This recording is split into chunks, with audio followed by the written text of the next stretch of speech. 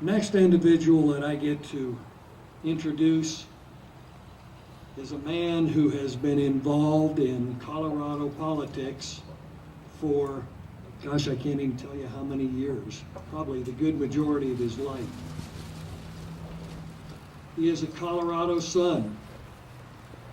He works hard at making sure that the Republican Party is actually concerned about what he's going to do next, because they can't control him.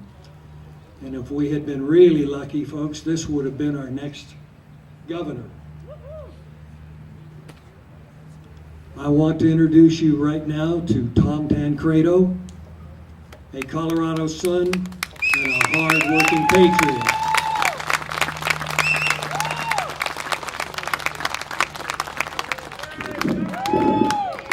I need that at, where is she? At her height. Thank you very much. It's a pleasure to join you. It's great to see you here. It's great to see. I just was told there's about 140 people here, and that is wonderful. It's a terrific turnout. Don't I wish that there were hundreds of these events going on all over the state of Colorado? Don't I wish there were thousands of these events going on all over the United States? Don't I wish that millions of people were gathering on the Mall at Washington or in Denver to actually celebrate this most important date? And yet we both know, we all know, that in fact, very few people, if we go out there and you go up and down the streets, you go into the schools, the classrooms throughout America, and you ask them about the importance of this date, why it is, what it means, you're not going to get many, if anybody, who is able to articulate it. Because, of course, they're not taught. You can't expect, I taught 9th grade civics, and you cannot expect kids to learn these things unless they're taught these things. They are not born with this intuitive knowledge of American history. Somebody's got to teach them. And we're not teaching them, and to the extent that we're telling them anything about America, for the most part, it's the most negative aspects that either existed or that teachers make up. I mean, I hate to say it, but it's the truth. And so we look at these kids coming out of classrooms, going into colleges and doing the things that Becky Mizell was talking about, and you fear for our survival. The Republic, can it survive such incredible ignorance? I'll tell you another thing. I wish that, and I said this, it was Tea Party Convention, 2005, February 5th. I remember because the next day there was this massive editorial in the New York Times saying a lot of nasty things about me. So I remember it specifically because I told the group, it was a national convention, Tea Party, and I said, one of the reasons we have a socialist in the White House is because we have so many people who vote who can't spell the word vote and can't say it in English. And that we desperately need, I said, a civics literacy test for people before they can vote. Now, you would have thought, I swear, you would have thought that I had just, set the flag on fire. No, they wouldn't have done anything if I'd set the flag on fire. No, if I'd done something really, really, they went crazy and they kept, it's racist. We're going back to Jim Crow laws. And I said, look, I'm not, who's the racist here? I'm not suggesting only black or brown or colored people have to take the test. Everybody, I want every American. And who's the racist? Because what you're saying to me is you believe only brown people or people of color would flunk. And I'm telling you that's not true.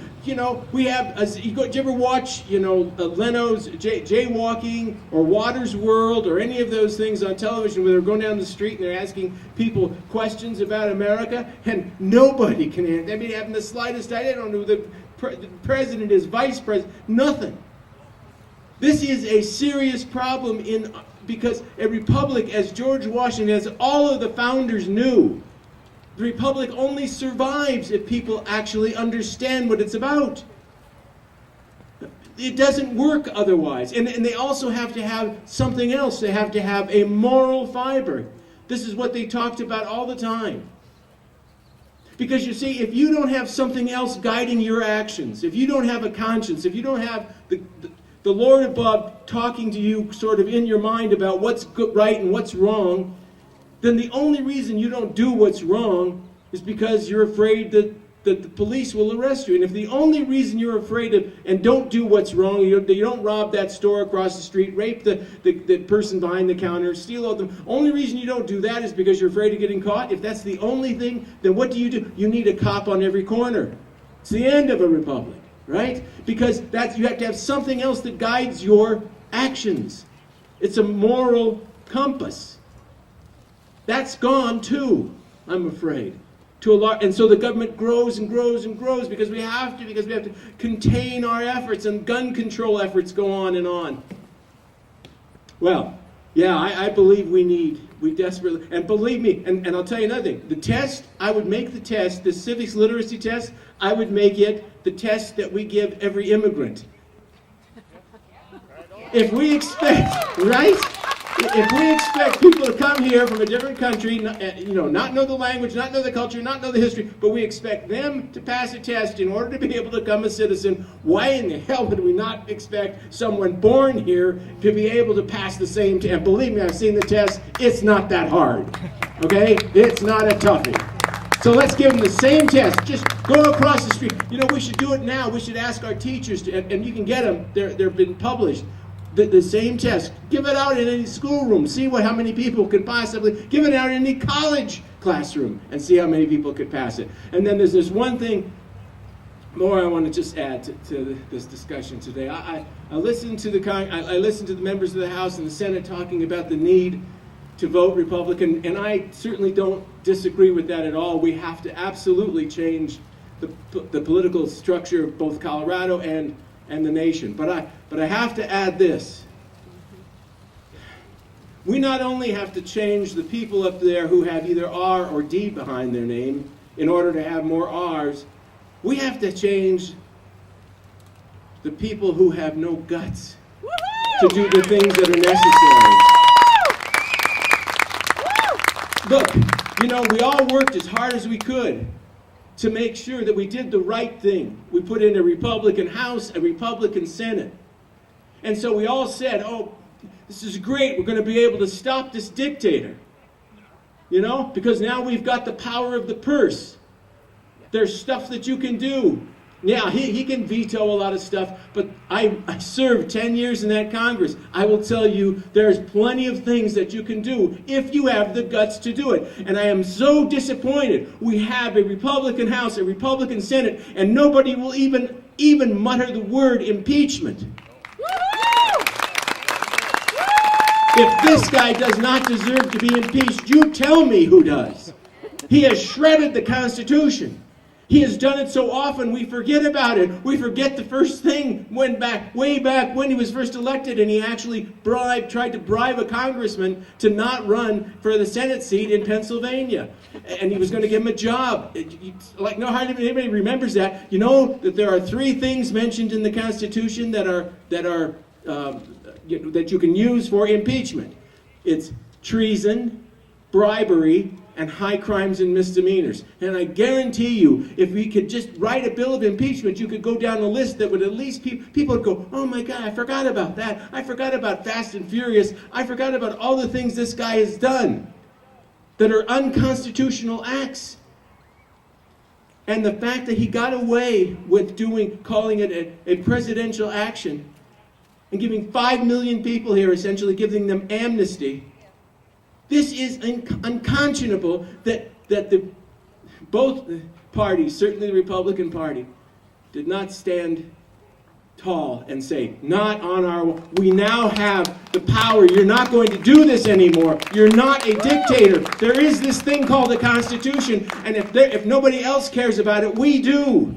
That's what I want from our Republicans in the House, the Senate, here in the legislature. And believe me, everybody, I don't mean to suggest for a moment that you guys aren't doing a good job there. You are. Absolutely. I worked as hard as I can to make sure that, that change occurred even in here at the state level. And I will continue to do everything I can as long as God gives me the strength, as long as I'm vertical, as long as I have breath in my body.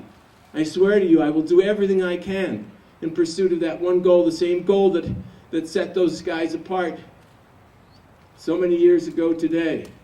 It's so important. And that's why it's more important than politics, just the name, Republican and Democrat. What we need are people with guts, fortitude. God, give us people with guts to go into the halls of Congress and in our state legislature, because if we don't have them, I assure you, it will not turn around. You can have a, 75% majority in both houses. But if you don't have the guts to actually reverse, not just change course a little bit, not just tinker a little bit, but reverse where we're going both nationally and in this state, won't happen, guys. All this is for naught. All the words don't matter. Not a twit. Unless you actually have the guts to put them into action. So pray for a lot of things. Pray for our country. Pray for people that we can send to the Congress and the state legislature who will have the fortitude to do what's right. Thank you. God bless you. Thanks for coming.